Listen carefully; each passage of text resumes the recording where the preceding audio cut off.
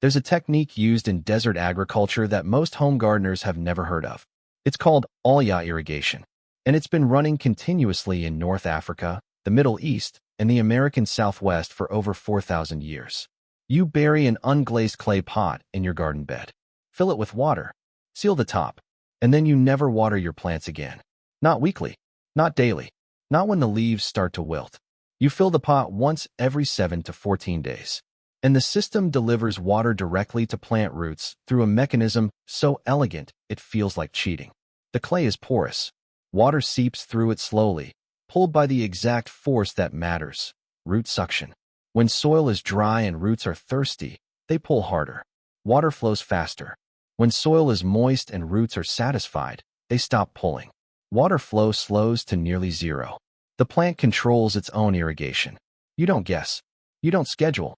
You don't stand there with a hose wondering if that's enough or too much. The biology decides. And biology is a better gardener than you are. Here's what conventional gardening taught you. Water from above. Drench the soil surface. Let it soak down to the roots. Do this every day in summer. Every other day in spring. Weekly in winter. It's labor. It's guesswork. And it's fundamentally backwards. Because when you water from above, 40 to 60% of that water never reaches the roots. It evaporates off the soil surface in the first few hours. It runs off if you water too fast. It pools on compacted soil that won't absorb quickly enough. And what does reach the roots arrives in flood or drought cycles that stress plants more than steady drought would. You're working harder to deliver worse results. But here's what happens when you bury a water source underground. Zero surface evaporation. The water is 6 inches below the surface where sun and wind can't touch it. Zero runoff. It seeps laterally through soil at the rate roots can absorb it. Zero overwatering. When roots stop pulling, flow stops. The pot holds excess water until roots need it again. The efficiency gain isn't 10 or 20%. It's 50 to 70% less water for the same growth. Studies in arid regions have documented this repeatedly. Same crop yield, half the water input. And once you understand why, you'll never go back to a hose. The mechanism is called suction-driven flow, and it's one of the most elegant pieces of passive engineering in agriculture. Unglazed terracotta is microporous. Under a microscope, it's a maze of tiny connected channels. Water molecules inside the pot are attracted to water molecules in the surrounding soil through capillary action and vapor pressure differences. But, and this is critical, the flow rate is determined by soil moisture and root activity. Dry soil pulls harder. Low moisture creates higher suction pressure. Water flows faster through the clay walls. Wet soil pulls weakly. High moisture creates low suction. Flow slows to a trickle or stops entirely. Active roots amplify the pull. Transpiration, the plant pulling water up through its vascular system and releasing it through leaves, creates a vacuum effect that draws water through soil toward roots. The result, a plant drinking exactly as much as it needs, exactly when it needs it, with zero human calculation required. You're not irrigating. You're installing a passive water reservoir that roots access on demand. Let's get specific. You need unglazed terracotta pots. Not ceramic. Not glazed. Unglazed clay that will allow water to seep through the walls. For vegetable beds, 1 to 2 gallon pots work well. Bury them so the neck is at soil level. Spacing, 1 pot per 2 to 3 feet radius. For a 4 by 8 raised bed, 4 to 6 ollas give complete coverage. Depth, bury the pot so most of the body is underground. Only the neck and opening remain above soil. This puts water directly in the root zone.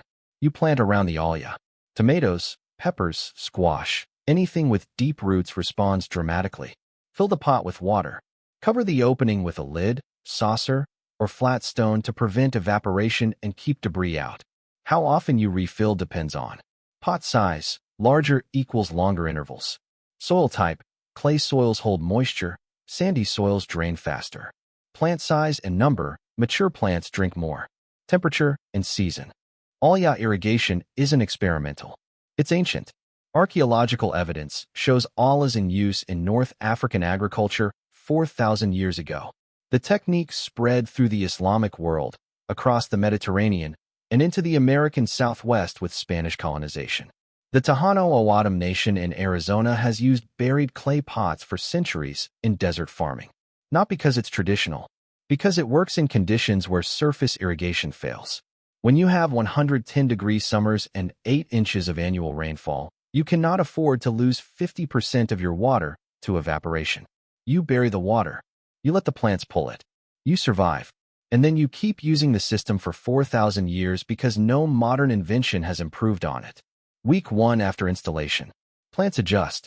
Roots sense the moisture source underground and begin growing toward the Olla. You'll still need to water lightly from above to help transplants establish, but the Olla provides baseline moisture. Week 3.